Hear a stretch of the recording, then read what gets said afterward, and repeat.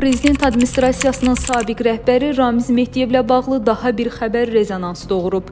İddialara görə Mehdiyevin istər Sovet vaxtı, istərsə də ondan sonra vəzifəyə yüksəlişi həyat yoldaşı Qalinanın qurduğu planlara, əlaqələrinə görə baş verib.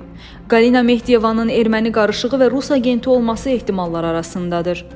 Qlobal İnfaza danışan siyasi şərhçi Heydər Oğuz deyib ki, Ramiz Mehdiyevin anası rəhmətə gedəndən sonra onu uşaq evinə yerləşdiriblər. Tamamilə əsilsiz, köksüz bir adam olub. Belə adamları Sovet vaxtı ona görə vəzifəyə gətirirdilər ki, ətraflarına qohum əqrabalarını çəkə bilməsin və Rusiyaya bağlı olsun. Yəni, Rusdan başqa himayədarları olmasın. Ramiz Mehdiyevlə Qalinanın evləndirilməsinin başqa səbəbi olub. Onların evləndirilməsinə səbəb nəzarət mexanizmi idi. Çünki belələrinin xanımı daha çox Rusiyaya bağlıdır. O qadınlar öz ərlərinin fəaliyyətinə nəzarət eləyir. KGB-yə məlumatlar ötürürdülər. Bu mənada Qalinanın Ramiz Mehdiyevlə evləndirilməsi təsadüfi deyil. Qalina Mehdiyevanın özünün də haqqında çox ciddi iddialar var. Gürcüstanda bir erməni ailəsində doğulduğu bildirilir. Onun da çox kasıb proletariat deyiləcək bir ailədə dünyaya göz açdığı barəsində məlumatlar var.